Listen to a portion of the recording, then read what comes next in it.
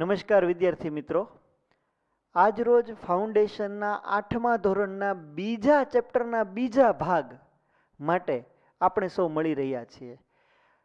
ચેપ્ટરનું નામ, આ જે સેકન્ડ ચેપ્ટર છે તેનું નામ કંઈક આવું હતું કે ભાઈ પારિમાણિક વિશ્લેષણ અને ગતિના નિયમો.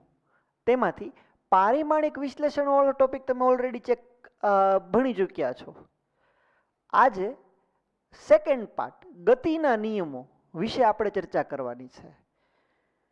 ગતિ શું કહેવાય એનું આખું ચેપ્ટર તમારે તમારા 9મા ધોરણ ને 8મા ધોરણમાં થોડુંક તો આવતું જ હોય છે વિજ્ઞાનની અંદર.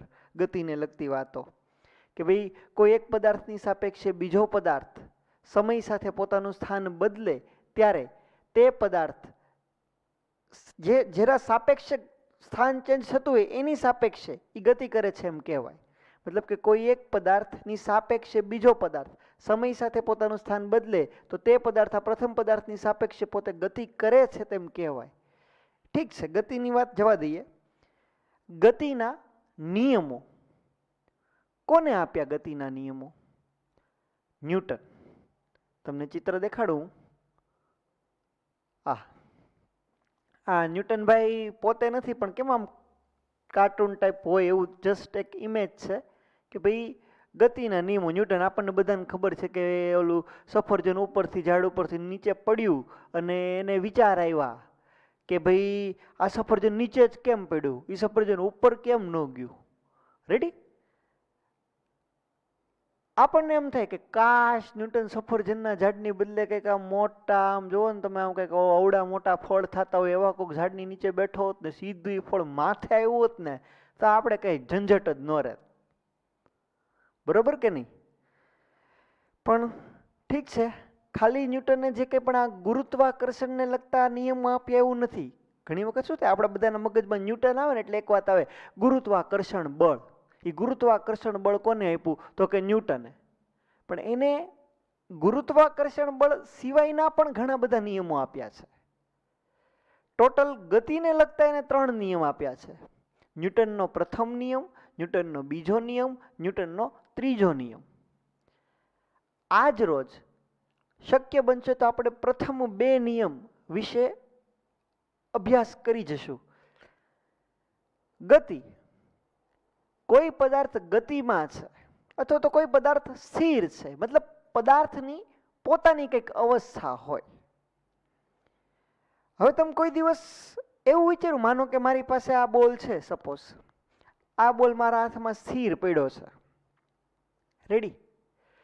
મારે આ બોલને ગતિમાં લાવવો છે તો હું આની સામું જોયા રાખું, ઓય ગતિમાં આવી જા ને યાર, નથી આવતો. થોડીક વાર રાહ જોઉં, રિક્વેસ્ટ કરું, ઓય પ્લીઝ ગતિમાં આવી જા ને. એમ કઈ ગતિમાં નથી આવતો. આ બોલને મારે આમ ઉપર ફેંકવો છે, આ બોલને આમ ઉપર ફેંકવો છે. ભાઈ હાથ જોડું યાર, પ્લીઝ ઉપર વયો જા ને. એમ કઈ થોડો ઉપર જાય યાર. તમે એક વસ્તુ વિચારો, કોઈ પદાર્થ સ્થિર પડ્યો છે તો એ સ્થિર પદાર્થને ગતિ આપવા માટે થઈને તમારે શું કરવું પડશે? અથવા તો તમારે નહીં તો કંઈક એવું શું થશે તો એ પદાર્થ ગતિમાં આવશે? યસ, ઓફકોર્સ, તમારે આની ઉપર બહારથી કંઈક બળ આપવું પડશે. તમે આ બોલને આમ પકડીને આમ થ્રો કર્યો હોત તો આ બોલ ગતિમાં આવત. ઇટ મીન્સ કે કોઈ પદાર્થ સ્થિર હોય કે કોઈ પદાર્થ ગતિમાં હોય. કે ભાઈ માનો કે આ સ્થિર પદાર્થને મારે ગતિમાં લાવવો હોય તો મારે શું કરવું પડશે? બળ લગાડવું પડશે.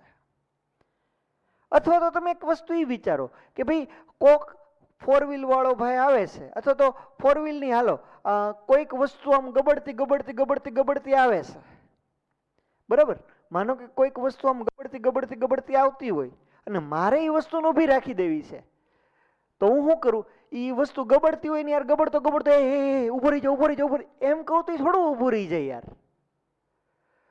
કોઈક ગબડતી વસ્તુને તમારે ઊભી રાખવી હોય તો તમારે એની સામેની દિશામાં કંઈક ફોર્સ લગાડવું પડશે.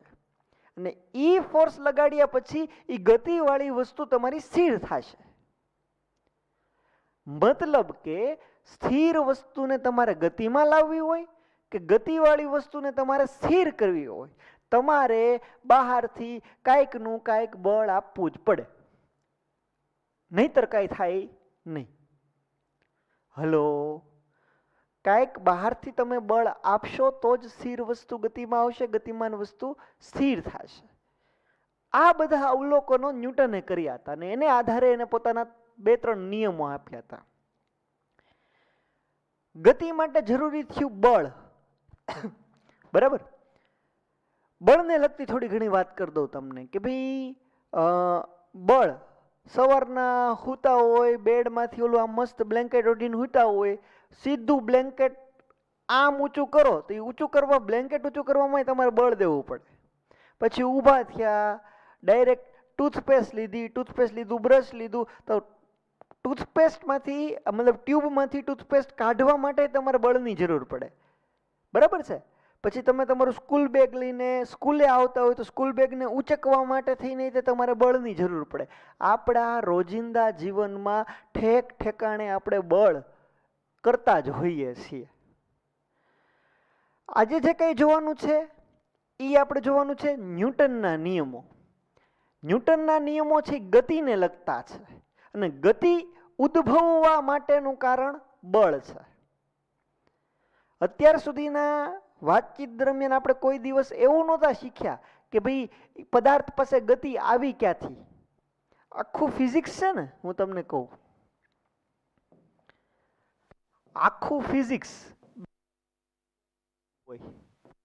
એક પાર્ટ આવો છે કાઇનેમેટિક્સ,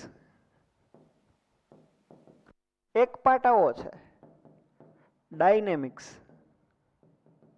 કાઇનેમેટિક્સ ની અંદર પદાર્થ ગતિમાં છે, એની પાસે ગતિ આવી ક્યાંથી એ કોઈ કારણ તમારે વિચારવાના નહીં.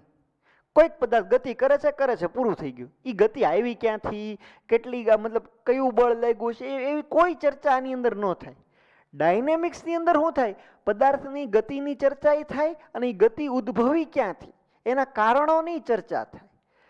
હવે જે આપણે શીખીએ છીએ એમાં કાઇનેમેટિક્સ, ડાયનેમિક્સ બધાનું કોમ્બિનેશન આવતું જશે. અત્યાર સુધીમાં આપણે ગતિના નિયમો જોતા, આ ગતિના નિયમો માટે થઈને છે ને ખાલી ગતિ નહીં, એ ગતિ આવી ક્યાંથી, તો કે ગતિ આવવા પાછળનું મેઇન કારણ છે બળ. પદાર્થ પાસે બળ આવે તો પદાર્થ પાસે પ્રવેગ આવ્યો એમ કહેવાય. અને પ્રવેગના લીધે શું થાય તો કે વેગમાં ફેરફાર થાય. વેગમાં ફેરફાર થાય મતલબ કે સ્થિર પદાર્થ ગતિમાં આવે કે ગતિમાન પદાર્થ સ્થિર થઈ જાય. તો મેઇન રીઝન છે બળ. બળ થવાથી પ્રવેગ આવ્યો અને પ્રવેગ થવાથી વેગમાં ફેરફાર થયો. તો આ બધી વસ્તુ તમે ખાસ જોતા જજો. ઠીક છે. એક પછી એક આપણે ચેક કરીએ શું લખ્યું છે અહીંયા. પ્રસ્તાવના છે પહેલા તો કે ભાઈ આપણે દરેક સમયે બળનો ઉપયોગ કરતા જ હોઈએ છીએ. આપણે સવારમાં આમ બાયણું ખોલો તોય બળનો ઉપયોગ કરવો પડતો હોય છે, સ્કૂલ બેગને ઉચકવી હોય તોય બળનો ઉપયોગ કરવો પડતો હોય છે, દાંત સાફ કરવા માટે તમે આમ બ્રશ લઈને ટ્યુબમાંથી ટૂથપેસ્ટ બહાર કાઢીને બ્રશ કરો તોય તમારે બળનો ઉપયોગ કરવો પડતો હોય. ઇન શોર્ટ, રોજિંદા જીવનમાં બળ ખૂબ જ જરૂરી છે. બળ એ કેવું છે, આમ કોઈ ભૌતિક, આમ તમે કોઈ આમ જોઈ શકો એવી કોઈ વસ્તુ નથી બળ. કે ભાઈ જો અહીંયા બળ દેખાઈ ગયું મને, એવું ન હોય. બળ એ કોઈ જોવાની વસ્તુ નથી. બળ એ શું છે હું તમને કહું. બળ એ કોઈ વસ્તુ નથી કે જેને આપણે જોઈ શકીએ, પરંતુ બળને અનુભવી શકાય અથવા તો માપી શકાય. માનો કે તમારું વજન કેટલું છે આપણે વજન કાંટામાં માપતા હોઈએ છીએ. પૃથ્વી દ્વારા જે કંઈ પણ વજન બળ આપણા દ્વારા જે કંઈ વજન બળ છે એ વજન કાંટામાં આપણે માપતા હોઈએ છીએ. પૃથ્વીના ખેંચાણ બળનો અનુભવ કરતા હોઈએ છીએ અને તેને આપણે વજન કાંટાથી માપીએ તો એ શું થયું તો કે તમે કેટલું વજન છે તમે માપ્યું, મેજર કર્યું, મતલબ કે એક જાતના બળનું માપન કર્યું કહેવાય તમે. આ ચેપ્ટરની અંદર નિયમિત ગતિ, અનિયમિત ગતિ, એ માટે થઈને પહેલા તો આપણે પ્રવેગને સમજવો જરૂરી છે. અત્યાર સુધી આપણે એ પૂછ્યું જ નથી કે પદાર્થની ગતિનો કર્તા કોણ છે. પદાર્થ પાસે ગતિ આવી ક્યાંથી એની કોઈ ચર્ચા જ નહોતી કરી. હવે આપણે એ ચર્ચા કરીશું પદાર્થ પાસે ગતિ આવી ક્યાંથી. ગતિ આવવા પાછળનું મેઇન કારણ છે બળ. મેં તમને કીધું એમ કે ભાઈ સ્થિર રહેલા ફૂટબોલને ખસેડવા માટે કોઈકે તો લાત મારવી જ પડશે, અથવા તો પથ્થરને આમ ઉર્ધ્વ દિશામાં મોકલવા માટે કોઈકે તો આમ ઉપર તરફ ધક્કો મારવો જ પડશે. એ ઉપરથી એવું સ્પષ્ટ થાય છે કે સ્થિર પદાર્થને ગતિ કરાવવા માટે બાહ્ય તંત્ર વડે બળ આપવું જ પડે છે. અને એ જ રીતે ગતિને મંદ પાડવા અથવા તો ધીમી કરવા અથવા તો રોકવા માટે પણ બળ જરૂરી છે. ટૂંકમાં સ્થિર વસ્તુને ગતિ કરાવવા કે ગતિમાન વસ્તુને સ્થિર કરવા માટે બળ જરૂરી છે. આ બાહ્યતંત્ર વસ્તુના સંપર્કમાં હોઈ શકે અને સંપર્કમાં નહીં હોઈ શકે. જો આ છેલ્લી લાઈન ખાસ સમજજો. આ બાહ્યતંત્ર વસ્તુના સંપર્કમાં હોઈ શકે, સંપર્કમાં ન પણ હોઈ શકે. એવું જરૂરી નથી કે દર વખતે તમે એ વસ્તુને અડીને જ બળ આપી શકો. ઘણી વખત એ વસ્તુને અડ્યા વગર પણ તમે એને ગતિમાં લાવી શકો છો, અથવા તો એને અડ્યા વગર પણ તમે એની ગતિને ધીમી પાડી શકો છો. કઈ રીતે એ હું તમને કહું. માનો કે મારી પાસે આ ચુંબક છે, આમ ગતિ કરતા, અથવા તો માનો કે આ સ્થિર છે સપોઝ, હાલો તો હું આને આમ નજીક લાવીશ ને તો જો થોડુંક આઘું હોય ને, આ હાવ અડીને જ જતું, જોજો આ અડીને જ જતું, થોડુંક આઘું હોય ને તો એ આવું આવીને આમ છટ્ટ કરતું ચોંટી જાય. મતલબ કે આ ભાઈબંધ આ વસ્તુના સંપર્કમાં નથી આવ્યો, એની વચ્ચે તો ખાલી જગ્યા છે જ તે, છતાંય તે આ ભાઈબંધમાં એટલી તાકાત છે કે એને અડ્યા વગર એને પોતાની તરફ ખેંચી લીધું. તો ઘણા બળ કેવા હોય કે જેની માટે સંપર્ક થવો જરૂરી ન હોય. કોઈક કાર છે તો કારને ધક્કો મારવો હોય તો કારને હું એમ ન કહી શકું એ કાર હમણાં હાલવા માંડજે, આમાં કઈ જાદુ કરીને તમે એને ન કરી શકો. તમારે એને ધક્કો મારવો જ પડે, અડીને જ ધક્કો મારવો પડે, તો જ કારને ધક્કો લાગે. તો ઘણા બળ એવા છે કે જેની માટે સંપર્ક થવો જરૂરી છે, ઘણા બળ એવા છે જેની માટે સંપર્ક થવો જરૂરી નથી. આના આધારે બળનું આગળ જતા બે ભાગમાં વર્ગીકરણ થયું. એક થયું સંપર્ક બળ, એક થયું અસંપર્ક બળ. તમને કહું, બળ છે ને આગળ જતા બે ભાગ પડ્યા, કોન્ટેક્ટ ફોર્સ અને નોન કોન્ટેક્ટ ફોર્સ. સંપર્ક બળ અને અસંપર્ક બળ. કોન્ટેક્ટ ફોર્સ કહેવાય, non contact force. Hello, contact ફોર્સની અંદર શું હોય? સંપર્ક થવો જરૂરી છે. આની અંદર કેવું હોય? સંપર્ક જરૂરી નથી. માનો કે મારી પાસે આ દડો છે, તો આ દડાને હું અહીંથી આમ મૂકું છું તો તમે જોજો જમીનમાંથી એક હાથ આમ બહાર આવીને આને નીચે નથી લઈ જતો, આને જસ્ટ મૂકી દઉં છું તો આમ પડી ગયો. જોયું? કોઈ જગ્યાએ કે આમ જમીનમાંથી હાથ બહાર આવ્યો હોય, એની દડાને લઈ ગયો હોય એવું કઈ નથી બનતું. સંપર્ક થયા વગર જમીન એ દડાને પોતાની તરફ ખેંચી લેશે. મતલબ કે જે કંઈ પણ ગુરુત્વાકર્ષણ બળ છે, એ ગુરુત્વાકર્ષણ બળ કેવું છે? ગુરુત્વાકર્ષણ બળ આવું કહેવાય, નોન કોન્ટેક્ટ ફોર્સ. પછી તમે ચેક કરો તો કે ભાઈ ચુંબકીય બળ, બે ચુંબક હોય તો જે ચુંબકીય બળ લાગે છે એ પણ નોન કોન્ટેક્ટ ફોર્સ છે. પછી વિદ્યુત બળ છે, બે વિદ્યુત ભારો વચ્ચે જે કંઈ પણ વિદ્યુત બળ લાગતું હોય એ પણ નોન કોન્ટેક્ટ ફોર્સ છે. આમાં કઈ સંપર્ક થવો જરૂરી નથી, આમાં સંપર્ક થવો જરૂરી છે, આમાં સંપર્ક થવો જરૂરી નથી. આના ઉદાહરણમાં શું આવે તો કે કોઈ બે વસ્તુ હોય, એકબીજાના સંપર્કમાં આવે અને પછી બળ લાગતું હોય તો એ કહેવાય સંપર્ક બળ. સંપર્ક બળમાં કેવું હોય? બે પદાર્થ હોય, બે પદાર્થમાંથી એક પદાર્થ બીજા પદાર્થ ઉપર બળ લગાડતો હોય અને બીજા પદાર્થ ઉપર બળ લાગતું હોય. તો આ બધી વાતો આવે સંપર્ક બળ અને અસંપર્ક બળમાં. જો આગળ જતા બે ભાગ પાડ્યા છે. પહેલા તો બળ શું છે એ તમને કીધું. આ હું તમને કહું કે ભાઈ બળ શું છે, તો કે બળ ઈ એવું ખેંચાણ અથવા તો દબાણ છે. જો એવું જરૂરી નથી કે બળ એટલે આમ ધક્કો જ મારવો, તમે ખેંચો ઈ બળ કહેવાય ને ધક્કો મારો ઈ બળ કહેવાય. એટલે લોકોએ મેન્શન કર્યું કે બળ ઈ એવું ખેંચાણ અથવા તો દબાણ છે જે સ્થિર અવસ્થા અથવા તો નિયમિત ગતિની અવસ્થા અથવા તો ગતિની દિશા કે આકાર કે કદ બદલે છે અથવા તો બદલવાનું વલણ ધરાવે છે. બળ શું છે? તો કે બળને લીધે થઈને સ્થિર પદાર્થ ગતિમાં આવી શકે, ગતિવાળો પદાર્થ સ્થિર થઈ શકે. માનો કે ગતિ કે સ્થિર એવું નહીં, કોઈક પદાર્થ હોય કોઈક પદાર્થનો આકાર તે બળથી બદલાઈ જાય. માનો કે હવા ભરેલો ફુગ્ગો છે તો હવા ભરેલા ફુગ્ગાને તમે બે સાઈડથી આમ દબાવો છો તો એનો આકાર બદલાઈ જાય છે. તો બળ લાગ્યું પણ એ બળથી એ કઈ ગતિમાં ન આવ્યો પણ એનો આકાર બદલાઈ ગયો અથવા તો કદ બદલાઈ ગયું અથવા તો કોઈક ગતિવાળો કોઈ ગતિમાન પદાર્થ આવતો હોય ને હું આમ સાઈડમાં ટલ્લો મારું એને તો એની દિશા બદલાઈ જાય. તો બળ એ શું છે? બળ એ એવું ખેંચાણ અથવા તો દબાણ છે કે જેના દ્વારા આકાર બદલાય, કાં તો કદ બદલાય, કાં તો દિશા બદલાય, કાં તો સ્થિર પદાર્થ ગતિમાં આવે, કાં તો ગતિમાન પદાર્થ સ્થિર થાય. અને બળનું સૂત્ર છે F = ma. આ એમ ને શું કહેવાય? પદાર્થનું દળ. એને શું કહેવાય?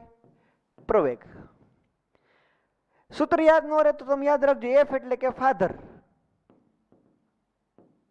ફાધર બરાબર માં. રેડી? એ તમે યાદ રાખજો. F = ma. એમ એટલે દળ માટે, એ એટલે પ્રવેગ માટે. પછી એનું પારિમાણિક વિશ્લેષણ તમે આગળ શીખ્યા છો એટલે એનો સૂત્ર બનાવતા તો તમને આવડી જાય. બળના એકમના બે પ્રકાર છે. એક છે નિરપેક્ષ એકમ, એક છે ગુરુત્વાકર્ષી એકમ. ઈ શું છે ને હું તમને કહું. બળના એકમના બે ભાગ પડે. પેલો ભાગ આવો પડ્યો તમારા માટે, નિરપેક્ષ એકમ, એબ્સોલ્યુટ યુનિટ, નિરપેક્ષ એકમો. બીજો ભાગ પડ્યો ગુરુત્વાકર્ષી એકમો. બળનું સૂત્ર શું છે? બળનું સૂત્ર છે F = ma. નિરપેક્ષ એકમમાં કેવું આવે? જો 1 કિલોગ્રામનો પદાર્થ હોય તમારી પાસે, જો 1 કિલોગ્રામનો પદાર્થ હોય અને 1 કિલોગ્રામના પદાર્થની અંદર 1 મીટર/સેકન્ડ² નો પ્રવેગ ઉત્પન્ન કરવો હોય. મારી પાસે 1 કિલોનો પદાર્થ છે અને 1 કિલોના પદાર્થની અંદર મારે એવો ધક્કો મારવાનો કે એ ધક્કો લાગવાથી એની અંદરનો પ્રવેગ 1 મીટર/સેકન્ડ² થઈ જાય. તો આ સૂત્રમાં મૂકો તમે. F = 1 કિલોગ્રામ અને 1 મીટર/સેકન્ડ². તો તમારો આન્સર શું આવ્યો? 1 કિલોગ્રામ મીટર/સેકન્ડ². તો આ જે બળ લાગ્યું હોય ને એ બળને કહેવાય 1 ન્યૂટન. 1 ન્યૂટન એટલે કેટલું થયું? તો કે 1 કિલોગ્રામ મીટર/સેકન્ડ². હલો, ન્યૂટન એટલે હું? કિલોગ્રામ મીટર/સેકન્ડ². કે કોઈ 1 કિલોના પદાર્થની અંદર 1 મીટર/સેકન્ડ² નો પ્રવેગ ઉત્પન્ન કરવા માટે જરૂરી જે કાંઈ પણ બળ લાગુ પાડવું પડે તમારે, એ બળને કહેવાય 1 ન્યૂટન.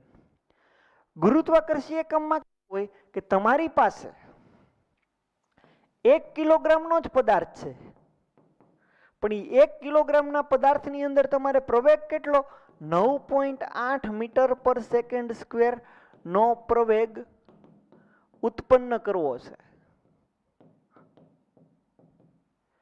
1 કિલોના પદાર્થની અંદર 9.8 મીટર/સેકન્ડ² જેટલો પ્રવેગ ઉત્પન્ન કરવો હોય તો એ માટે જે કાંઈ પણ જરૂરી બળ તમારે દેવું પડે.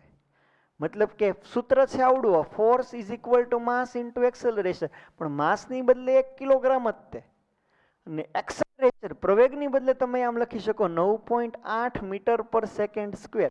એટલે તમારો જવાબ આવ્યો 9.8 કિલોગ્રામ મીટર/સેકન્ડ². કોના બરાબર? આના બરાબર, F બરાબર. તો આ F ઈ બળ કેટલું હોય? ઈ બળ હોય 1 કિલોગ્રામ વેઇટ જેટલું. 1 કિલોગ્રામ વેઇટ કહેવાય કે ભાઈ આટલું બળ. જો બળના બે એકમ, કાં તો ન્યૂટન બોલી શકાય કાં તો કિલોગ્રામ વેઇટ બોલી શકાય. કિલોગ્રામ વેઇટ બોલો ત્યારે પ્રવેગ કેટલાનો હોય? 9.8 નો. ન્યૂટન બોલો ત્યારે પ્રવેગ કેટલો હોય? 1 મીટર/સેકન્ડ² નો. અહીંયા કિલોગ્રામ મીટર પર સેકન્ડ સ્ક્વેર દેખાય એની બદલે તમે ન્યૂટન લખી શકો, અથવા તો તમે એમ કહી શકો કે ભાઈ 1 કિલોગ્રામ વેઇટ બરાબર 9.8 ન્યૂટન, આમે લખી શકાય. ક્લિયર થાય છે? આ બધી વાતો તમને અહીંયા કરી છે. પેલા તો બળની બધી વાત આવી ગઈ, એના બે એકમ આવ્યા, નિરપેક્ષ એકમ ને ગુરુત્વાકર્ષી એકમ. એમાંથી નિરપેક્ષ એકમ તમે ચેક કરો. બળનો નિરપેક્ષ એસઆઈ એકમ ન્યૂટન છે. 1 ન્યૂટન બળ એટલે એટલું બળ કે જેમાં 1 કિલોગ્રામ દળની અંદર 1 મીટર પર સેકન્ડ સ્ક્વેર જેટલો પ્રવેગ ઉત્પન્ન થાય, એટલે કે 1 ન્યૂટન બરાબર આવડું. સીજીએસ, જો આ બે જાતની પદ્ધતિઓ આવે છે. સીજીએસ એટલે શું કે જેમાં લંબાઈને તમે સેન્ટીમીટરમાં માપતા હોય, દળને તમે ગ્રામમાં માપતા હોય, સમયને તમે સેકન્ડમાં માપતા હોય, તો આને કહેવાય સીજીએસ સિસ્ટમ. એવી રીતે એમકેએસ સિસ્ટમ આવે. એમકેએસમાં શું હોય? લંબાઈને તમે મીટરમાં માપતા હોય, દળને તમે કિલોગ્રામમાં માપતા હોય, સમયને તમે સેકન્ડમાં માપતા હોય. એવી રીતે એસઆઈ સિસ્ટમ આવે, સ્ટાન્ડર્ડ સિસ્ટમ જે કંઈ પણ છે એ. તો આ એસઆઈ સિસ્ટમની અંદરનો એકમ કયો છે? તો કે ન્યૂટન. પણ સીજીએસની અંદર એનો એકમ છે ડાઇન. ઓલી ડાકણની ડાઇન. બળનો નિરપેક્ષ સીજીએસ એકમ કયો છે? તો કે ડાઇન. ડાઇનની અંદર બીજું કાંઈ નથી. જો ન્યૂટનમાં એસઆઈ પદ્ધતિમાં કેવું હોય તો કે તમે તમારા દળને કિલોગ્રામમાં બોલો, સીજીએસમાં કેવું હોય તો કે દળને તમારે ગ્રામમાં બોલવાનું. તો આ જ વસ્તુ થઈ. જો તમારે સીજીએસ જોતું હોય, આ જે મેં નિરપેક્ષ એકમ લખો ને એ એસઆઈ પ્રમાણે લખો. જો સીજીએસ પ્રમાણે લખવું હોય, તમારી પાસે 1 કિલોનો પદાર્થ ન હોય, 1 ગ્રામનો પદાર્થ હોય, એમાં 1 મીટર પર સેકન્ડ સ્ક્વેરનો પ્રવેગ ન હોય, 1 સેન્ટીમીટર પર સેકન્ડ સ્ક્વેરનો પ્રવેગ તમારી પાસે હોય, તો 1 ગ્રામ પદાર્થની અંદર 1 સેન્ટીમીટર પર સેકન્ડ સ્ક્વેરનો પ્રવેગ ઉત્પન્ન કરવો હોય, 1 ડાઇન એટલે એટલું બળ કે જેમાં 1 ગ્રામ દળમાં 1 સેન્ટીમીટર પર સેકન્ડ સ્ક્વેર જેટલો પ્રવેગ ઉત્પન્ન કરવો હોય, તો જે કંઈ પણ બળ 1 ડાઇન. પછી એ લોકો ચોખવટ કરી છે કે 1 ડાઇન એટલે શું? તો કે 1 ગ્રામ સેન્ટીમીટર પર સેકન્ડ સ્ક્વેર, મતલબ કે 1 જી સેન્ટીમીટર પર સેકન્ડ સ્ક્વેર. ન્યૂટન અને ડાઇન વચ્ચેનો સંબંધ ચેક કરો તમે. ન્યૂટન અને ડાઇન વચ્ચેનો સંબંધ. 1 ન્યૂટન બરાબર કેટલા ડાઇન થઈ તમારે ચેક કરવું તો 1 ન્યૂટનને તમે આમ લખી શકો ને, 1 પર સેકન્ડ સ્ક્વેર. હલો, ન્યૂટનની બદલે તમે આમ લખી શકો કિલોગ્રામ મીટર પર સેકન્ડ સ્ક્વેર. 1 કિલોગ્રામને ગ્રામમાં ફેરવો એટલે 10³ ગ્રામ થયા. મીટરને સેન્ટીમીટરમાં ફેરવો એટલે 10² સેન્ટીમીટર થયો છેદમાં સેકન્ડ સ્ક્વેર. એટલે ટોટલ 10³ ગ્રામ સેન્ટીમીટર ના છેદમાં સેકન્ડ સ્ક્વેર. આ 1 ન્યૂટન બરાબર થયું. ગ્રામ સેન્ટીમીટર પર સેકન્ડ સ્ક્વેર એટલે શું થયું? એને કહેવાય ડાઇન. તો 1 ન્યૂટન ઇઝ ઇક્વલ ટુ કેટલા? તો કે 10⁵ ડાઇન થયું. હલો, એ વસ્તુ અહીંયા લખી છે. ન્યૂટન અને ડાઇન વચ્ચેનો સંબંધ. 1 ન્યૂટન તો કિલોગ્રામના ગ્રામમાં ફેરવા, મીટરને સેન્ટીમીટરમાં ફેરવા, સેકન્ડ તો સેકન્ડમાં છેદતે, એટલે 1 ન્યૂટન બરાબર 10⁵ ગ્રામ, 10⁵ ડાઇન. તો આ જે કંઈ પણ વાત કરી ને એ વાત કરી આપણે નિરપેક્ષ એકમની. જો તમારે ગુરુત્વાકર્ષી એકમ જોતો હોય તો અહીંયા છે કે ભાઈ બળનો ગુરુત્વાકર્ષી એકમ કયો છે? તો કે કિલોગ્રામ ફોર્સ, અથવા તો કિલોગ્રામ બળ, અથવા તો કિલોગ્રામ વેઇટ પણ કહે છે ઘણી વખત. જો 1 kg વેઇટ એવું બોલે, અથવા તો 1 કિલોગ્રામ બળ, કિલોગ્રામ ફોર્સ એવું બોલે. આમાં શું છે? તો કે 1 કિલો દળના પદાર્થમાં 9.8 મીટર પર સેકન્ડ સ્ક્વેર જેટલો પ્રવેગ ઉત્પન્ન કરવો હોય ને, ત્યારે જે બળ જરૂરી હોય એ બળને કહેવાય ગુરુત્વાકર્ષી બળ. તો કે 1 કિલોગ્રામ વેઇટ એટલે કેટલું થયું? તો કે 9.8 ન્યૂટન થયું કહેવાય. આવું આપણે શું કામ બોલીએ છીએ? કેમ બે એકમ લઈએ છીએ? તો કે ઘણી વખત પદાર્થના વજનની ગણતરીમાં હારવું પડે કે ભાઈ 5 કિલોનો પદાર્થ છે તો 5 કિલોના પદાર્થનું વજન બળ કેટલું થાય? તો કે 5 mg જેટલું વજન નીચે તરફ લાગતું હોય. તો g એટલે 9.8 મીટર પર સેકન્ડ સ્ક્વેર પ્રવેગ ગુણાઈ ગયો. એટલા માટેથી એ લોકોએ ચોખવટ કરી છે કે ભાઈ બળના ગુરુત્વાકર્ષી એકમનો ઉપયોગ પદાર્થનું વજન દર્શાવવા માટે થાય છે. દાખલા તરીકે 5 કિલો દળના પદાર્થનું વજન કેટલું કહેવાય? 5 કિલોગ્રામ ફોર્સ. જો 5 કિલોગ્રામ ઈ દળ કહેવાય, વજન 5 કિલો નો કહેવાય. વજન કેવું કહેવાય? 5 × g. હલો, પદાર્થના વજનનું સૂત્ર શું છે? mg. દળ એટલે ખાલી m, વજન એટલે mg. 5 કિલોનો પદાર્થ છે તો 5 કિલોગ્રામ, ને એની અંદરનો પ્રવેગ કેટલો? તો કે 9.8 મીટર પર સેકન્ડ સ્ક્વેર. અને આ પ્રવેગ હોય એને તમે એમ કહી શકો ને 5 કિલોગ્રામ વેઇટ. તો અહીંયા લખ્યું છે કે ભાઈ પદાર્થનું વજન દર્શાવવા માટે આ એકમ કામનો છે, અધરવાઇઝ ઓલો ન્યૂટન વાળો એકમ કામનો છે. જો વજનની વાત ન હોય, કોઈ પદાર્થ ઉપર બીજા પદાર્થે કેટલું બળ લગાડ્યું છે એવી બધી વાતો કરતા હોય તો તમારે ન્યૂટન એકમને ધ્યાનમાં લેવાનો. પદાર્થનું વજન કેટલું છે એ જો જાણવું હોય તો કિલોગ્રામ વેઇટ એ આસાન પડે છે. ઠીક છે. હવે જે હું તમને કહેતો હતો ને કે ભાઈ બળના પણ બે ભાગ પડતા હોય છે, એ બધી વાતો આવશે. એ પહેલા એક આ ચેક કરી લ્યો કે ભાઈ કિલોગ્રામ વેઇટ છે એની બદલે ગ્રામ વેઇટ હોય, કિલોગ્રામની બદલે 1 ગ્રામ વેઇટ હોય. તો 1 ગ્રામ વેઇટ એટલે 1 ગ્રામ. જો હું તમને કહું 1 ગ્રામ વેઇટ, તો મારે આ ગ્રામને ગ્રામમાં રાખું છું, બરાબર છે. હારે પ્રવેગ કેટલો ગુણવાનો? 9.8 મીટર પર સેકન્ડ સ્ક્વેર કરવાનો. હવે જો ગ્રામને હું ગ્રામ રાખું છું પણ મીટરને મારે સેન્ટીમીટર કરવા છે, તો 9.8 ગુણ્યા 100 સેન્ટીમીટર કરવા પડે કે નહીં, છેદમાં સેકન્ડ સ્ક્વેર. 9.8 ગુણ્યા 100 કરવું એટલે 1 ગ્રામ, પછી કાઉન્સમાં આવશે 980 સેન્ટીમીટર પર સેકન્ડ સ્ક્વેર. એટલે તમારો જવાબ શું આવે? 980 ગ્રામ સેન્ટીમીટર પર સેકન્ડ સ્ક્વેર. કોના બરાબર? 1 ગ્રામ વેઇટ બરાબર. તો ગ્રામ સેન્ટીમીટર પર સેકન્ડ સ્ક્વેર ને તો તમે ડાઇન કહો છો, તો 980 ડાઇન. 1 ગ્રામ વેઇટ બરાબર 980 ડાઇન થાય. એ વસ્તુ અહીંયા લખી છે. ટૂંકમાં કન્વર્ઝન શીખવાડે છે તમને. તમારી પાસે આમ હોય 1 ન્યૂટન બરાબર, 1 કિલોગ્રામ વેઇટ, 1 ગ્રામ વેઇટ, અને 1 ન્યૂટનની સાથે સાથે હું એમ લખી નાખું 1 ડાઇન. તો આ ચારે ચાર વસ્તુ તમારા મગજમાં ક્લિયર હોવી જોઈએ. આ થઈ ગયા તમારા નિરપેક્ષના અને સીજીએસ યુનિટ. આ થઈ ગયા તમારા ગુરુત્વાકર્ષીય એકમના યુનિટ્સ. 1 ન્યૂટન એટલે શું કહેવાય? 1 ન્યૂટનની બદલે આમ લખાય કિલોગ્રામ મીટર પર સેકન્ડ સ્ક્વેર. ડાઇનની બદલે આમ લખાય 1 ગ્રામ સેન્ટીમીટર પર સેકન્ડ સ્ક્વેર. 1 કિલોગ્રામ વેઇટ એટલે કે 1 કિલોગ્રામ ગુણાકારમાં 9.8 મીટર પર સેકન્ડ સ્ક્વેર બરાબર 9.8 કિલોગ્રામ મીટર પર સેકન્ડ સ્ક્વેર બરાબર 9.8 ન્યૂટન. ને 1 ગ્રામ વેઇટ હોય તો 1 ગ્રામ વેઇટની બદલે લેવાનું તમારે 9 પર સેકન્ડ સ્ક્વેર. એટલે જવાબ આવશે તમારો 980 સેન્ટીમીટર. ગ્રામ સેન્ટીમીટર પર સેકન્ડ સ્ક્વેર એટલે કે 980 ડાઇન. ને 1 ન્યૂટન એટલે 10⁵ ડાઇન.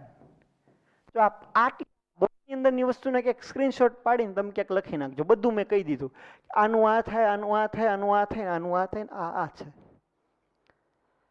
ક્લિયર થયું? ઓકે. અહીંયા ચેક કરો આગળ. બળની અસર કે ભાઈ બળથી શું શું થઈ શકે. પદાર્થ પર લાગતું બળ તેની ગતિની અવસ્થા તો સ્થિર અવસ્થા બદલી શકે છે. બળના લીધે થાય શું શું? ગતિવાળી વસ્તુ સ્થિર થાય, સ્થિર વસ્તુ ગતિમાં આવી જાય. ગતિ કરતી કરતી વસ્તુને હું ક્યાંકથી આમ ધક્કો મારું તો એની દિશા બદલાઈ જાય. બળથી ટોટલ થાય કેટલું? ગતિમાન પદાર્થ સ્થિરમાં થાય, સ્થિર પદાર્થ ગતિમાં આવે, કાં તો એ પદાર્થની દિશા બદલાઈ જાય, કાં તો એ પદાર્થને આમ દબાવવું તો એનો આકાર બદલાઈ જાય, કદ બદલાઈ જાય. તો બળ અથવા તો ઘણી વખત કોઈક પદાર્થ ગતિ કરે છે અને એને મેં પાછળથી પાછું એ જ દિશામાં ધક્કો માર્યો તો એની ગતિ વધી ગઈ. પદાર્થની ગતિ વધારવા માટે બળ જોવે, પદાર્થની ગતિ ઘટાડવા માટે બળ જોવે, પદાર્થને ઊભો રાખવા માટે બળ જોવે, પદાર્થ ઊભો હોય એને ગતિમાં લાવવા માટે બળ જોવે, પદાર્થને ગતિની દિશા બદલવા માટે પણ બળ જોવે, પદાર્થનો આકાર બદલવા માટે બળ જોવે, પદાર્થનું કદ બદલવા માટે પણ બળ જોવે. ટૂંકમાં બળની આટલી બધી અસર થઈ શકે છે. ઠીક છે, જોજો જ્યારે હવા ભરેલા ફુગ્ગાને બંને હાથથી તમે દબાવો ત્યારે એનો આકાર બદલાઈ જાય. સ્પ્રિંગ હોય, સ્પ્રિંગને તમે આમ ખેંચો તો એનો આકાર કે કદ બદલાઈ જાય. ટૂથપેસ્ટમાંથી ટ્યુબને દબાવો તો એનો આકાર બદલાઈ જાય. ટૂંકમાં બળની આટલી બધી અસર થાય. બળને બે ભાગમાં વહેંચ્યું છે, સંપર્ક બળ અને અસંપર્ક બળ. સંપર્ક બળમાં કોન્ટેક્ટ થવો જરૂરી છે, જેમાં એક પદાર્થ ઉપર બળ લાગે ને બીજા પદાર્થ બળ લગાડે. માનો કે તમે આટાવાળી સ્પ્રિંગને ખેંચતા હોય, અથવા તો આમ ગાડું ખેંચતા હોય, અથવા તો ફૂટબોલને લાત મારતા હોય, તો આ બધા ઉદાહરણ સંપર્ક બળમાં છે, જેમાં તમારો સંપર્ક થવો જરૂરી છે. અસંપર્ક બળમાં કેવું હોય તો કે એની અંદર ભૌતિક સંપર્ક થવો જરૂરી નથી. જેમ કે ગુરુત્વાકર્ષણ છે, વિદ્યુત બળ છે, ચુંબકીય બળ છે, એની અંદર કોઈ જાતનો સંપર્ક નથી થતો, છતાં પણ બળ લાગતા હોય છે. હવે ટોપિક એવો છે જડત્વ. આ શબ્દ હાવ તમે આમ બહુ ઓછી વાર સાંભળ્યો હોય, જડત્વ. આપણે નથી કહેતા કોઈક માણસ હોય એને એમ કહેવાય હાવ જડ જેવો છે, કેટલો હલાવ્યો તો હિલો નહીં. કોઈક માણસ બેઠું હોય, તમે એને આમ 2-3 વખત હલાવો તો એ માણસ ટસતો મસ્તો થાય. આપણું હાવ જડ જેવો માણસ છે એ કે કેટલું આમ આમ હલાવ્યો પણ હલ્યોય નહીં. જડત્વ એની જેવું જ છે. જડત્વમાં શું હોય, પદાર્થ પોતાની જે અવસ્થામાં છે ને એ જ અવસ્થામાં રહે. મતલબ કે સ્થિર હોય તો પદાર્થ સ્થિર જ રહે. કોઈક પદાર્થ અચળ વેગથી ગતિ કરતો હોય તે પોતાનો અચળ વેગ જાળવી જ રાખે. ક્યાં સુધી? જ્યાં સુધી એના ઉપર ચોખ્ખું બાહ્ય બળ ન લાગે ત્યાં સુધી. ચોખ્ખું શું કામ બોલું છું તો કે માનો કે મારી પાસે આ દડો છે, એની ઉપર 2 બળ લાગે છે, અહીંથી બળ લાગે છે, અહીંથી લાગે છે. હું આમ ફૂલ બળ કરું છું પણ આ પદાર્થ ગતિમાં નથી આવતો. શું કામ? કારણ કે પરિણામી બળ અહીંયાથી જેટલું બળ આપું છું એટલું જ બળ અહીંયાથી આપું છું, એટલે પરિણામી બળ 0 થઈ ગયું. કોઈ ચોખ્ખું બળ તમને ન મળ્યું. જો પદાર્થ ઉપર લાગતું કોઈક બળ આમ કોઈક પરિણામી બળ લાગતું હોય, મતલબ કે પરિણામી બળ 0 ન હોય, કોઈક બળ લાગતું હોય, તો એ બળની અસર હેઠળ એ પદાર્થ ગતિમાં આવી જાય, અથવા તો સ્થિર થઈ જાય, અથવા તો દિશા બદલે, અથવા તો આકાર બદલે, અથવા તો કદ બદલે. હલો, આમાં કેવું થાય છે જડત્વ? તો કે જડત્વની સિમ્પલ ડેફિનેશન એવી છે કે પદાર્થ પોતાની જે અવસ્થા હોય ને એ અવસ્થા જાળવી રાખે. મતલબ પદાર્થ સ્થિર હોય તો સ્થિર રહે, ગતિમાં હોય તો ગતિમાં રહે. જેમ દળ જાજુ એમ એનું જડત્વ જાજુ એમ કહેવાય.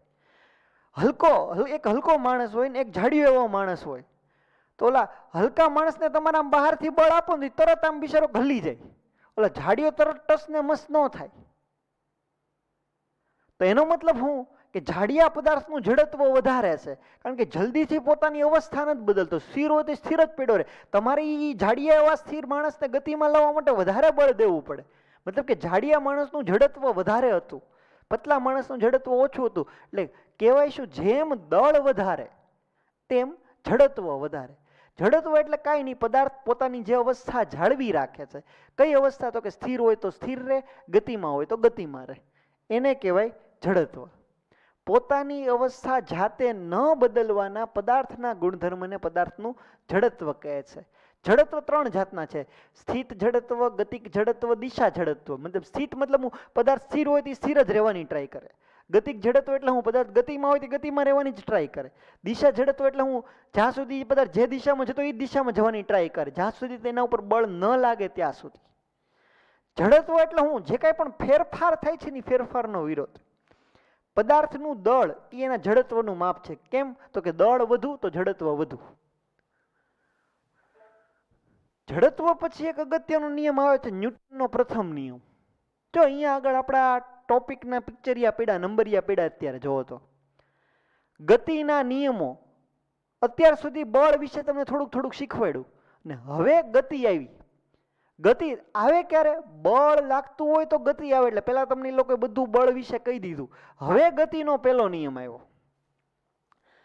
પદાર્થ પર કોઈ ચોખ્ખું બાહ્ય બળ લાગુ ન પડે ત્યાં સુધી સ્થિર પદાર્થ સ્થિર જ રહે, ગતિમાન પદાર્થ પોતાનો અચળ વેગ જાળવી રાખે છે. આને કહેવાય ન્યૂટનનો પહેલો નિયમ. જડત્વનો નિયમય કહેવાય. ન્યૂટનના પ્રથમ નિયમ બોલો કે જડત્વનો નિયમ બોલો, બે સેમ જ કહેવાય. જડત્વ એવું જ કહેત ને કે સ્થિર હોય તો સ્થિર રહે, ગતિમાં હોય તો ગતિમાં રહે. જો પદાર્થ પર ચોખ્ખું બાહ્ય બળ શૂન્ય હોય, ચોખ્ખું બાહ્ય બળ શૂન્ય હોય મતલબ કે પરિણામી બળ શૂન્ય છે.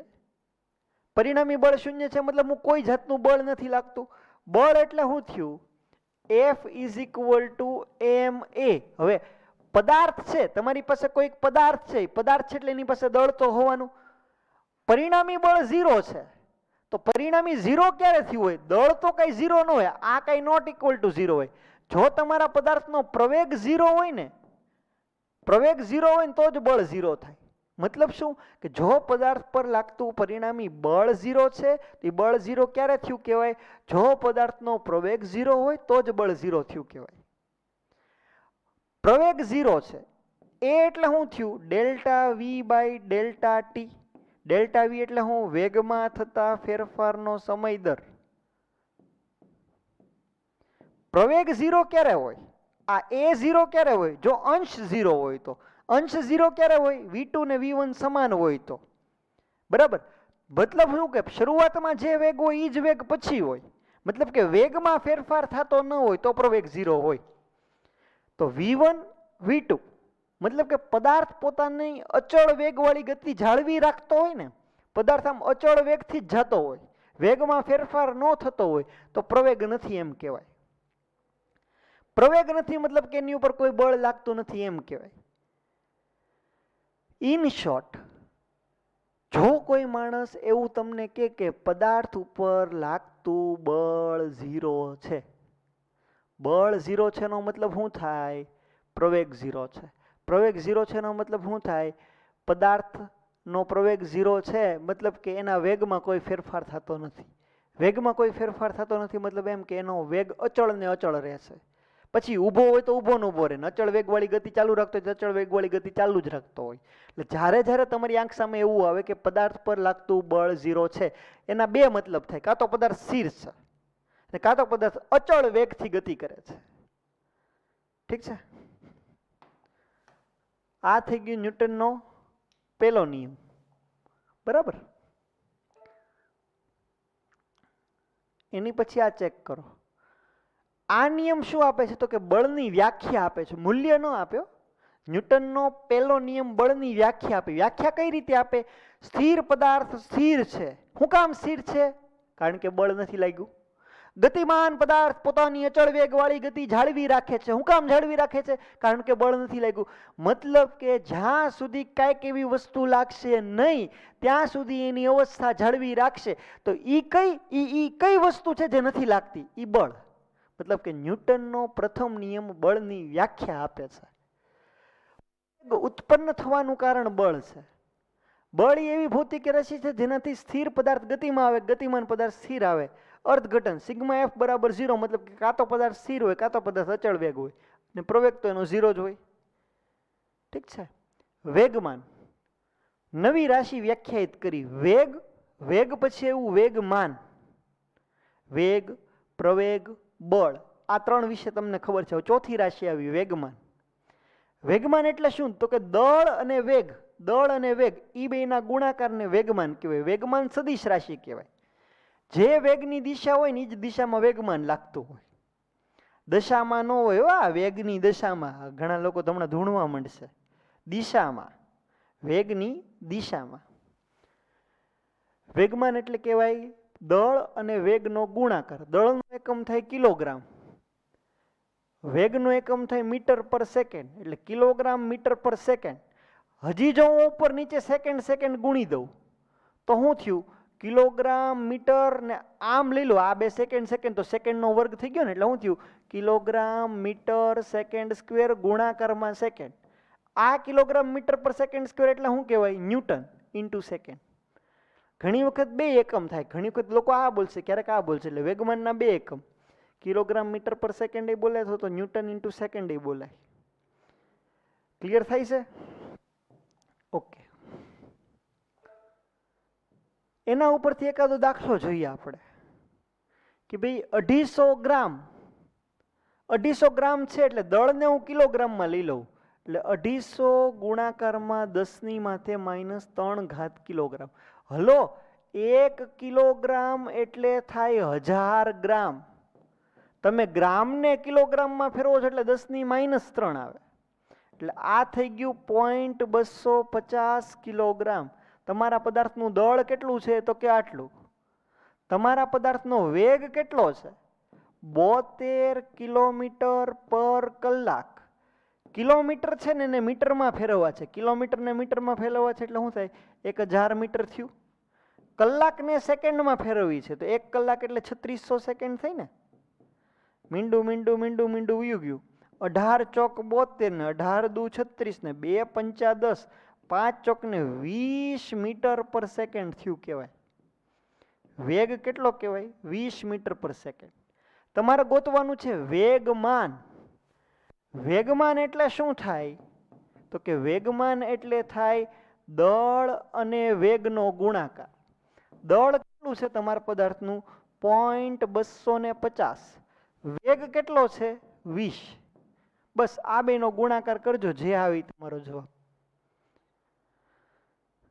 ક્લિયર થાય છે? વેગમાન પૂછ્યું તો m × v કરવાનો. આ ગ્રામમાં આપ્યું હોય તો કિલોગ્રામમાં ફેરવવાનું, કિલોમીટર પર કલાકમાં આપ્યું તેને તમારે મીટર પર સેકન્ડમાં ફેરવવાનું, પછી તમારે તમારો જવાબ લખવાનો. સર આમાં તો મને કંઈ કીધું નથી કે મારે કયા યુનિટમાં રાખવું. બને ત્યાં સુધી એસઆઈ યુનિટમાં જ રાખવાની કોશિશ કરવાની.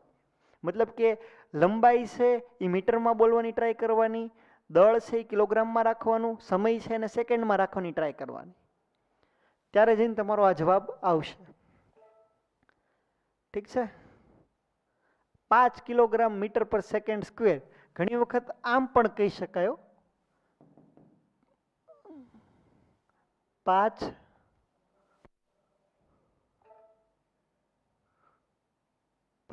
Newton into second. આ હોય ને એમાં બોલે 5 ન્યૂટન ઇન્ટુ સેકન્ડ એ બોલી શકાય. ક્લિયર થાય છે? ઓકે. ન્યૂટનના ગતિનો બીજો નિયમ. બીજો નિયમ બળનું મૂલ્ય આપે છે.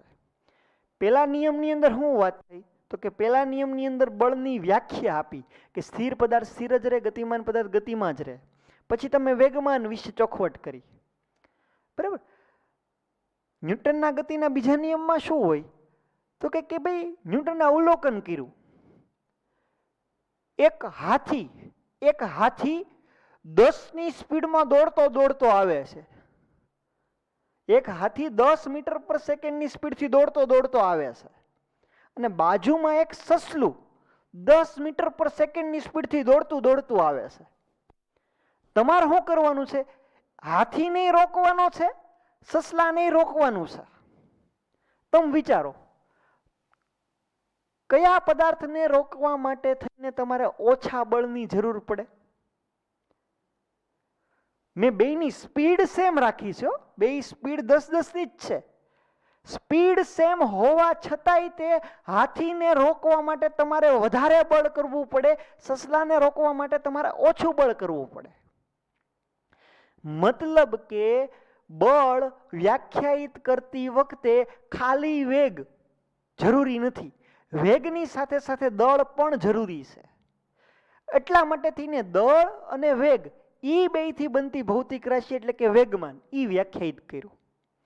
ન્યૂટનની ગતિના બીજા નિયમની અંદર બળનું મૂલ્ય મળે.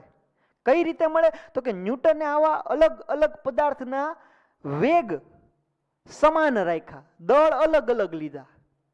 પછી એવા પ્રયોગો કર્યા જેમાં દળ સમાન રાખ્યા, વેગ અલગ અલગ લીધા અને એના આધારે એ લોકોએ વેગમાન નામની રાશિ વ્યાખ્યાયિત કરી. ન્યૂટને એના બીજા નિયમમાં એવું કીધું કે ભાઈ પદાર્થનું જે વેગમાન છે, શરૂઆતમાં હાથી 10 મીટર પર સેકન્ડથી દોડતો આવે છે, એને તમે ઊભો રાખી દીધો તો એ માટે તમારે જે કરવું પડ્યું એ બળ કરવું પડ્યું.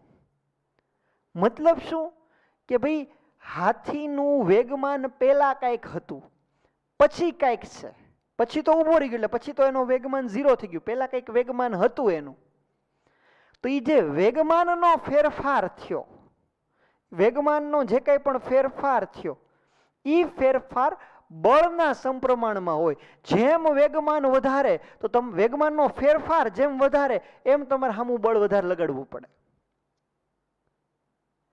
બીજી વસ્તુ, હવે આપણે સસલાને કાઢી નાખીએ. એક હાથી છે, સામે બીજો હાથી છે. પેલા હાથીને મારે થોડાક અંતરમાં જ ઉભો રાખી દેવો છે. બીજો હાથી આમ થોડોક આઘો જઈને ઉભો રહેશે તોય હાલશે. મતલબ કે તમારી રિક્વાયરમેન્ટ હવે શું છે? ઓબ્જેક્ટ સેમ છે, દળ સેમ છે, વેગ સેમ છે, પણ જો તમારે ઓછા સમયમાં ઊભો રાખવો હોય તો વધારે બળ કરવું પડશે. લાંબા સમય ઊભો રાખવો છે તો ઓછું બળ કરવું પડશે. મતલબ કે બળની વ્યાખ્યા આપતી વખતે ખાલી વેગમાનનો ફેરફાર મહત્વનો નથી, વેગમાનના ફેરફારની સાથે સાથે સમય પણ મહત્વનો છે. ને એના આધારે ન્યૂટને પોતાનો બીજો નિયમ આ રીતે આપ્યો. ન્યૂટનનો ગતિનો બીજો નિયમ કઈ રીતે આપ્યો? ન્યૂટને એવું કીધું કે બળનું મૂલ્ય F બરાબર કેવું છે? તો કે ડેલ્ટા પી ના છેદમાં ડેલ્ટા ટી.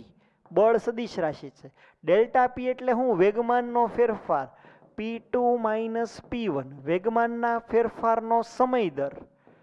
ઓછા સમય નાનો તો બળ વધારે દેવું પડે એટલે છેદમાં રાખ્યું. બરાબર, સમય લાંબો આપો તો બળ ઓછું કરવું પડે. F is equal to P2 minus P1 upon delta T. P2 ને આમ લખી શકાય દળ એનું V2 mV2 minus mV1 છેદમાં ડેલ્ટા ટી.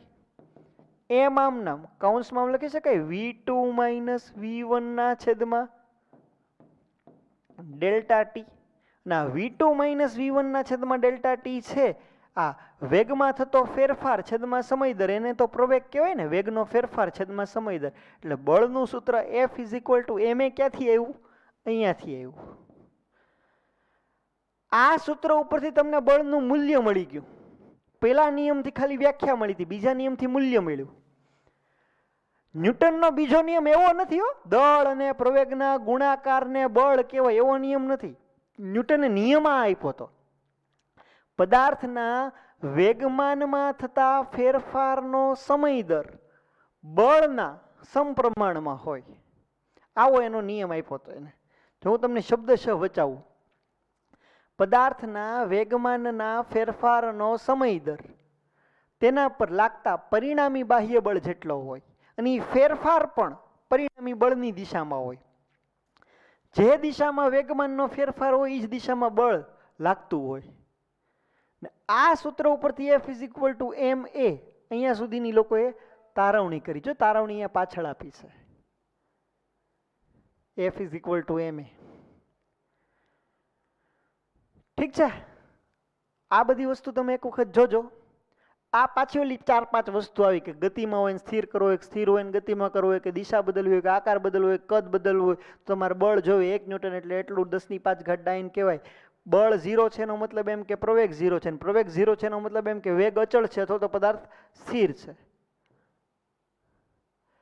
સુરેખ પથ પર અચળ ઝડપથી ગતિ કરતી કાર ઉપર, જો આ ક્વેશ્ચન ખાસ સમજજો, સુરેખ પથ પર અચળ ઝડપથી ગતિ કરતી કાર પર ખાલી જગ્યા માટે બળની જરૂર નથી. એ કાર ઉપર બળ ક્યારે લગાડવું ન પડે. જો તમારે એની ઝડપ વધારવી હોય તો બળ દેવું જ પડે. એનું વેગમાન વધારવું હોય, વેગમાન એટલે દળ ગુણ્યા વેગ, વેગમાન વધારવું છે તો પણ બળ તમારે દેવું જ પડે. દિશા બદલવી હોય તો એ બળ દેવું પડે. અચળ વેગ હોય ને, અચળ વેગનો મતલબ હું? પ્રવેગ 0, પ્રવેગ 0 મતલબ હું? બળ 0. તો અચળ વેગથી ગતિ કરાવવા માટે થઈને તમારે કોઈ બળ દેવું પડે નહીં. આ સાચી વસ્તુ છે. સુરેખ પથ પર અચળ ઝડપથી ગતિ કરતી કાર પર અચળ વેગ ગતિ કરાવવા માટે થઈને તમારે કોઈ જાતના બળની જરૂર નથી. ઠીક, આ ચેક કરો. એની પછી જો હવે ખાસો એટલી થિયરી પૂરી થઈ ગઈ છે. હવે તમારે મગજ રાખવાનું, જેટલું શીખ્યા છો એનો આધારે જવાબ આપવાનો.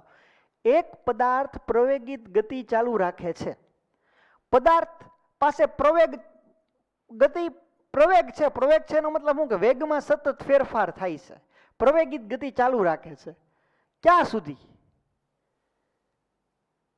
પદાર્થ પ્રવેગિત ગતિ ક્યાં સુધી કરી શકે? તો કે તેના ઉપર લાગતું પરિણામી બળ ઘટવા લાગે, તેના પર લાગતું પરિણામી બળ સતત વધવા લાગે. જો પ્રવેગિત ગતિ છે એનો મતલબ શું કે પેલા જે વેગ હશે એની કરતા એની પછી વેગ વધશે, એની પછી એનથી વધશે, એની પછી એનથી વેગ વધશે. વેગ સતત ને સતત વધ્યા રાખે છે તો એ પ્રવેગી ગતિ કહેવાય. વેગ સતત ને સતત ઘટ્યા રાખે તો એ પ્રતિપ્રવેગિત ગતિ કહેવાય. પ્રવેગિત ગતિનો મતલબ એમ કે વેગ સતત વધે છે. વેગ વધતો ક્યારે રહે? બળ ઘટતું હોય. પેલા તમે પદાર્થને ફૂલ બળ આપો ને પછી બળ ઘટાડવા લાગો તો કઈ વેગ વધે થોડો, તો વેગ ઘટે. એટલે આ વાત તો ખોટી કહેવાય. એના ઉપર લાગતું પરિણામી બળ સતત વધ્યા જ રાખે. પેલા થોડુંક બળ લાગે, પછી એનાથી વધુ બળ લાગે, પછી એનાથી વધુ બળ લાગે, એમ બળ વધ્યા જ રાખતું હોય તો સાચી વાત છે. હા, તો પ્રવેગી ગતિ થઈ શકે ખરા. તેના પર લાગતું પરિણામી બળ ગતિની દિશાને લંબ લાગે. ગતિ આમ થતી હોય અને બળ આવીને આમ લંબ રીતે લાગે તો કઈ પ્રવેગિત ગતિ ન કરે, તો એની દિશા બદલાય. આનાથી શું થાય? પદાર્થની દિશા બદલાય, બાકી એનો કઈ વેગ વધે નહીં. જો પરિણામી બળ શૂન્ય લાગતું હોય તો અચળ વેગવાળી તો પદાર્થ પરિણામી બળ શૂન્ય થઈ જાય, તો કાં તો પદાર્થ સ્થિર થઈ જાય, કાં તો પદાર્થ અચળ વેગથી ગતિ જાળવી રાખે. પણ એ પ્રવેગિત ગતિ ન કરે એટલે આઈ નો આવે, આઈ નો આવે, આઈ નો આવે. આ જવાબ આવે બી.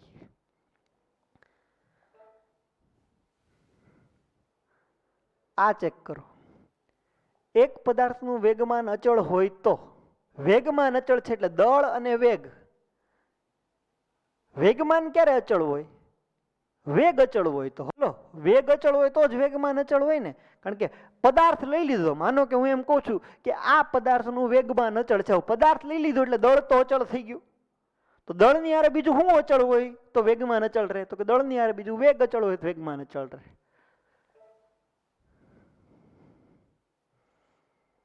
ન્યૂટનની ગતિનો બીજો નિયમ ખાલી જગ્યાનું મૂલ્ય આપે છે, બળનું મૂલ્ય આપે છે.